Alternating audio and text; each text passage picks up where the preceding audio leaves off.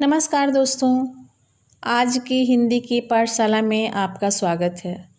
मैं सुभा सिंह आपके सामने 10th कोर्स बी वाले बच्चों के लिए कबीर की साखी लेकर आई हूँ। परंतु हम लोग अभी कबीर के जीवन से परिचित हो जाते हैं। ये हमारा भाग 1 है। इस भाग में मैं आप लोगों को कबीर के जीवन से परिचित कराऊंगी और कुछ शब्दार्थ जो आपको याद करना होगा ताकि आप कबीर की साखी को अच्छे तरीके से समझ सकें। तो चलिए हम लोग देखते हैं कबीर का जीवन परिचय। यहाँ देखिए कबीर का पूरा नाम क्या था? संत कबीरदास। अन्य नाम था कबीरा। जन्म 1398 में माना जाता है। जन्मभूमि लहरतारा ताल काशी में। मृत्यु सन 1518 में माना जाता है। मृत्यु स्थान मगहर उत्तर प्रदेश। माता पिता जो उनका पालन किए हैं उनका नाम था नीरू और नीमा। पत्नी का नाम था लोई।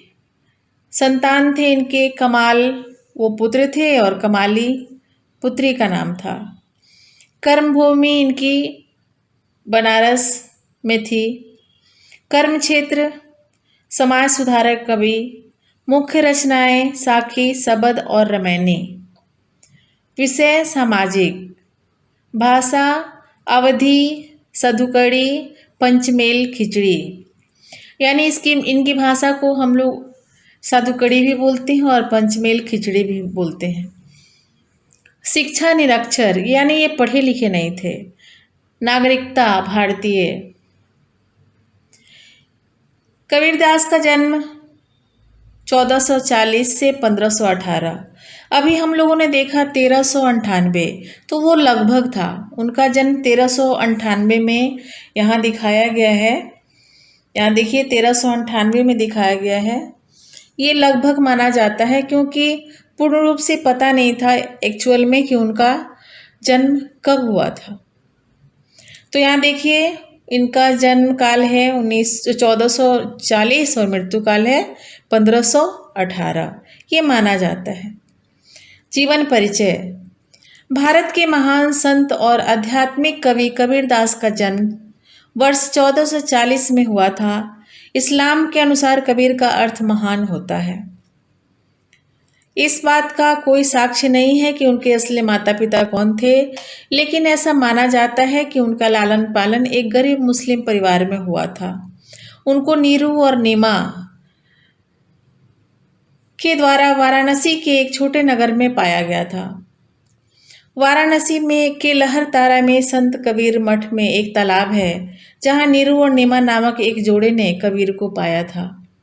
ये शांति और सच्ची शिक्षा की महान इमारत है जहां पूरी दुनिया के संत वास्तविक शिक्षा की खातिर आते हैं। कबीर के माँ बाप बेहद गरीब और अनपढ़ थे, लेकिन उन्होंने कबीर को पूरे दिल से स्वीकार किया और खुद एक व्यवसाय के बारे में शिक्षित किया। उन्होंने एक सामान्य गृह स्वामी और एक सूफी के संतुलित जीवन को जिया।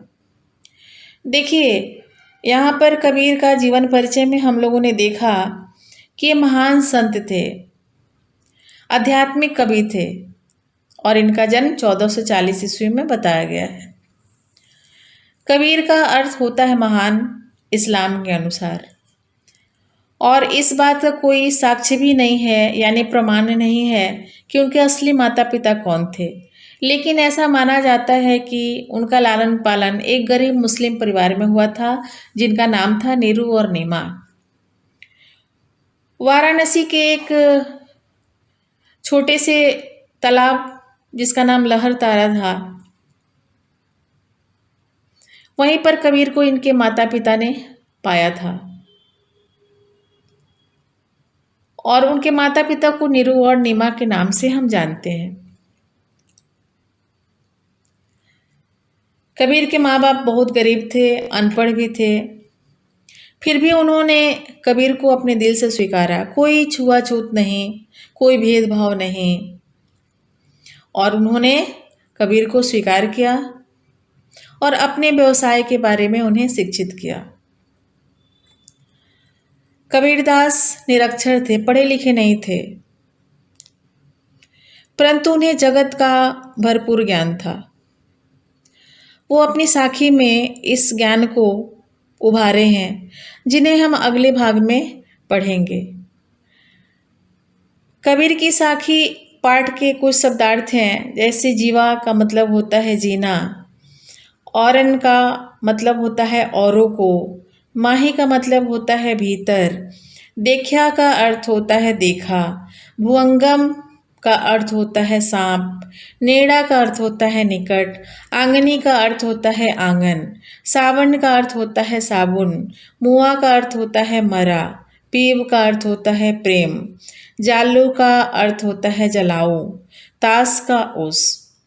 तो ये उस पाठ में, कबीर की साखी पाठ में ये कठिन वर्ड हैं, तो आप लोग इसे देखेंगे और फिर कबीर की साखी हम अगले पाठ में, अगले भाग में आपको बताएंगे। धन्यवाद।